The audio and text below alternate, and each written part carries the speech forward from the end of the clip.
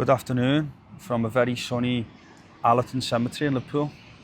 For those that see my previous video, welcome back to the channel. Thank you for watching and thank you for coming back. I welcome my daughter Mia. It's her first time on the channel and she's going to be talking a little bit about what remembrance means to her and why she gets involved in the stuff she gets involved with me. Here there is 419 Commonwealth War graves, and there is also a couple of other nationals, Polish I believe them to be, which we will show you shortly. I just want to say thank you to my friend Mia, who was recently walking in this area and noticed the Commonwealth War grave sign on the gate, which I will show you in a moment. So I'll just walk you over and show you what I mean by that. So she noticed this sign and she said, John, from your last video, I remember what you were telling me about the little green sign. So I'm here, I'll just point it out to you now. So as I said in the last video, at Allerton Cemetery, every single site around the world, if it has a Commonwealth War grave, regardless of how many, it will have this little sign at the entrance points. So yeah, thank you for Mia for pointing it out, and the credit goes to her for today's video. So, as I said, we're here at Allerton, and here is our first headstone of Gunner Minute of the Royal Artillery. Clearly, Gunner Minute still has some visitors because there is flowers there, as I've just shown. Okay, and he died on the 25th of April 1945. Okay, so as most of you will know, Second World War casualty. There is commemorations of both First and Second World War here at Allerton.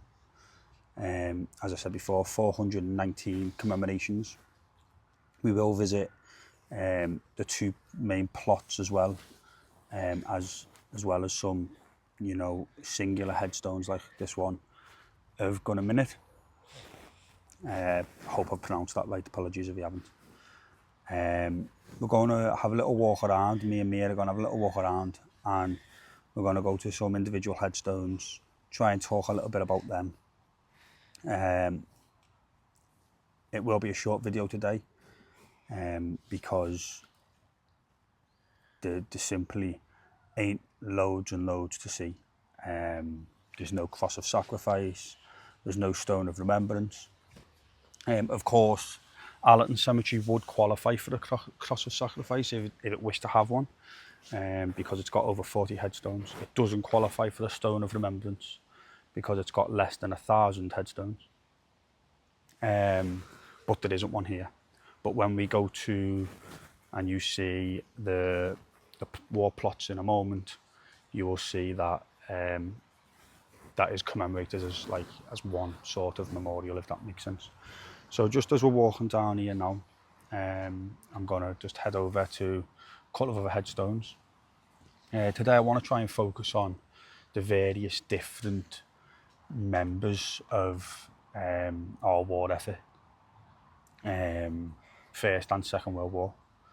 As you can see, the gravestone we've just been at, you know, was a gunner, of course, army, but of course there's also Navy, Air Force, and of course something very close to my dad's heart as a former member of the Merchant Navy. There is also a Merchant Navy headstone here. So I'll try and show you them, just to try and give you the sort of broad perspective of the men and the women from the area of Liverpool and further afield of what they went through. Just as we're walking to our next little group of headstones, I'm just going to hand you over to Mia, and she's going to talk to you about what remembrance means to her, why she enjoys doing the things she does, joining me. Those close to me know it means the absolute world that Mia's so invested in what my passion is, and is slowly becoming her passion too. So I'll hand you over to Mia now, and she can tell you a little bit about what remembrance means to her. So remembrance means to me like you're remembering the people who fought for our lives in our country and that. And like I really enjoy doing all of this, with my dad, and it's really a nice time, especially when we go to like the likes of France and that, to do like the bigger ones, like with the big memorials and that. And even just doing these little ones, I really enjoy doing. Yeah, it really brings, really, like, it's when we do actually like go to do actual Remembrance Day. I love doing that because it just gives us a time to remember what it's about and how important it is to do. And I just really enjoy doing it and I love it. Yeah, so few words from me there. Clearly, first time on camera, very nervous, you know, and I'm still nervous. I've only done one video myself before. I'm quite lucky in terms of my military career. I got quite comfortable with a bit of public speaking and stuff, so it made it a little bit easier for me. Still is a little bit uncomfortable when I see people walking around looking at you with the camera in your hand. And yeah, and obviously Mia felt the effects of that there as well, which is absolutely fine. And I'm sure as she spends more time on the channel, she will get more comfortable with it. But I just appreciate her, you know, given what her opinion of remembrance is. Me and her mum have both served in the military for many, many years. So remembrance and sort of military life has been a big part of Mia's life. So that also sort of plays a part into why she's so passionate. But for her to want to get into this, and it was actually her idea to say, Dad, why don't you start a YouTube channel? You know a little bit about military history, you'd enjoy doing it. And you know, and here we are now on our second video. So yeah, so fair play to Mia. And you know, I certainly wouldn't have been standing up on a camera at 11 years of age. So well done to her for that. Our second headstone then, like I said to you just a minute ago, I want to try and give you a variety of headstones. Unfortunately, I haven't had time. This was a little bit of a last minute decision to pop down here and come and have a quick visit. So I haven't had time to do any research on any individual headstones, but I do want to try and show you the different, obviously the different sort of services within our war effort. So this one here Royal Air Force. Is Royal Air Force, as Mia's just said there. So Sergeant Stevenson of the Royal Air Force, and he died on the 30th of September 1944. Okay. So that was quite not far into the war. So like yeah. The middle. Well, the war ended in 1945. So yeah, so quite a long way into the war, yeah. But yeah, not quite the end. And if we go over here as well, there's another one, another Royal Air Force one. Looks a bit newer. And as Mia's just said, I may have mentioned it on the channel before. I'm not 100% sure if we have. Mia's comment then was, what did you say, Mia? This one looks a bit newer. This headstone looks a little bit newer. So for those of you that are not aware, and I explained this to Mia now while we're live on the video, it's not necessarily that the headstone's newer. The Commonwealth War Graves Commission have various different types of stone you can use, and that's sometimes the reason why they look a little bit differently. There's various different reasons why they use different types of stone. It can be sometimes to do with the soil of the area. It can be sometimes to do with the stone that's available at the time. Or it could be the case of, you know, this headstone may have been replaced. As Mia said, it could be a newer headstone. If it had a bit of damage to it, it's been replaced maybe.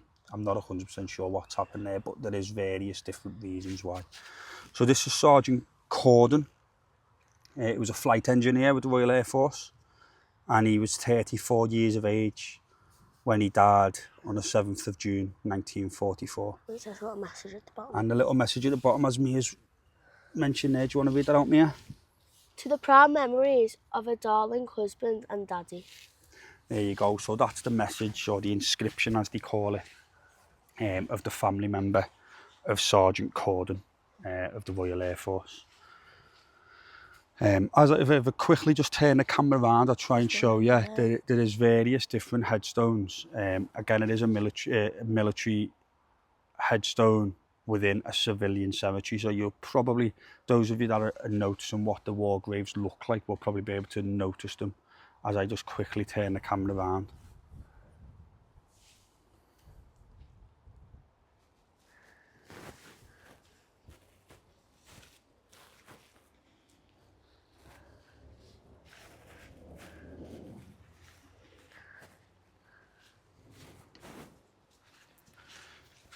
Yeah, so exactly that. There's lots and lots of headstones scattered in and around, lots and lots of civilian headstones. So here's our next headstone, and that is of an able seaman of the Royal Navy. Okay, and as you can see here, there's also been an extra civilian type headstone or memorial, whatever you would like to call it, laid at the foot of the military headstone. At the back. So yeah, I explained in the last video like the reasons behind that and why that happens.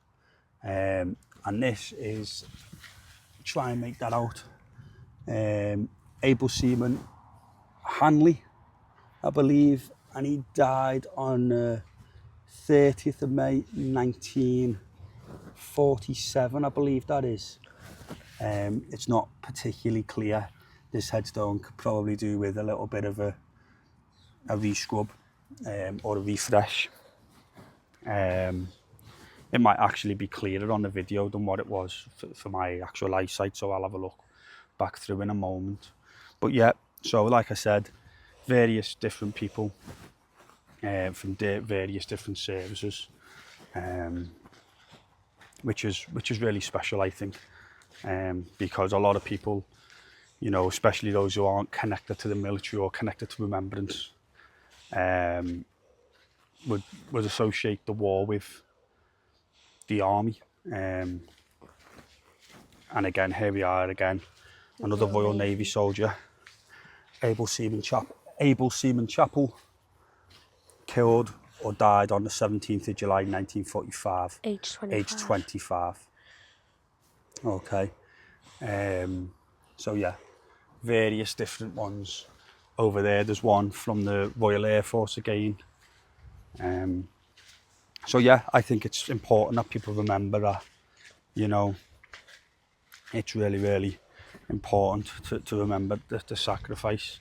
And like I mentioned just a minute ago, my dad was a serving member of the Merchant Navy. My granddad was a sergeant member of the Merchant Navy, and also the Royal Navy. And the Merchant Navy, as you can imagine, has a massive, massive community within Liverpool due to it being a port city.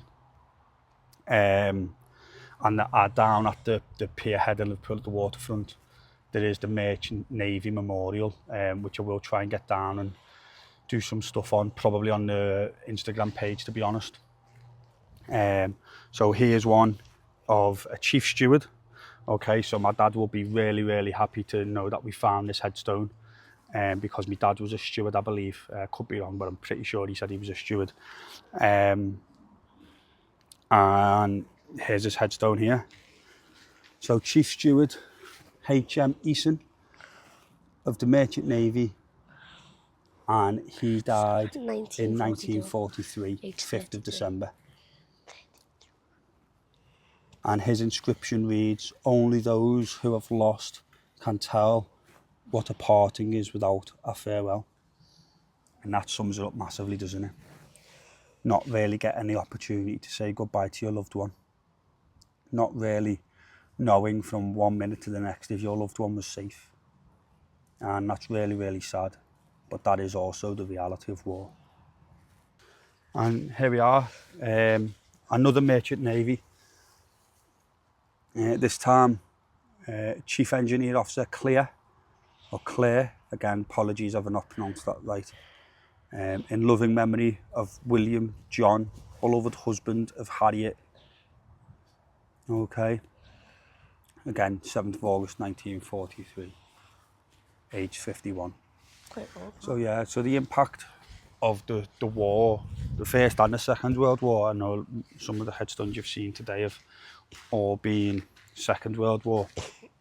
But there is some First World War headstones here. I'm not entirely sure where they are, but there certainly is. And if you look on the Commonwealth War Graves website, it will tell you who they commemorate here and everywhere else, in fact. But yeah, absolutely, such a wide impact on so many different communities and families. So before, my dad said that there was Polish gravestones, headstones, and here they are. They've got five but 9 soldiers in the 5, and yeah, so there they are, and we're gonna see what they are and who, and they're all the Polish force, I think, yeah. So yeah. So Mia's just showed you the headstones of the Polish forces. There may be more foreign forces buried and commemorated here. I'm not entirely sure. We've just found them today while we were having a little walk around. We wasn't 100% sure they were here. What we're going to quickly go and talk about now, just before we finish for the day and end this video, is the 2 or the 4 actually war plots that they have here. So they have 2 war plots for the Great War and 2 war plots for the 1939-1945 war, or the Second World War, as people know them. So Mia's going to quickly go over and show you which one's which here. So if you go to the First World War one, Mia. This one. So yeah, so this one commemorates the First World War, and as it says at the top there, their name liveth forevermore. Okay, yeah. And then next to it is a 1939-1945 war. Obviously, and these list the names of the men and women who have been buried in this plot. If we just go across the road, virtually straight opposite, they have a mirror image, smaller, but with the same sort of situation. So again, we've got a First World War, and we've got a Second World War. Yeah.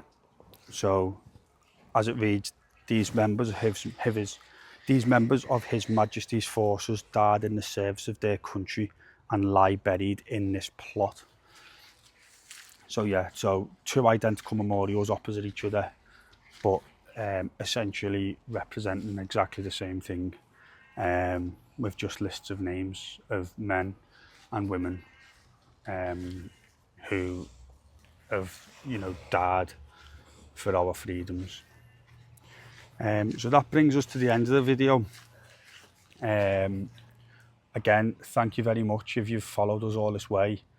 Thank you very much for listening. We really, really hope that we've brought you some information, some knowledge, and shared our passion with you in regards to remembrance. If you found it useful, please give us a like, a share and subscribe. As I say, it will really, really help the channel out. We want to make the channel grow as best as we can, not just for the benefit of this channel, but for the benefit of people who want to, hear our stories of our ancestors, for those people who may not be able to get out and about to go and visit these sites, and, or maybe haven't really got an interest in history and military history, but may learn just a little bit from this. So thank you very much for watching. thank you for Mia for joining me on her first video. I know she's been a little bit nervous, but yeah, thank you very much. I hope you've enjoyed it, and we shall definitely see you on the next one.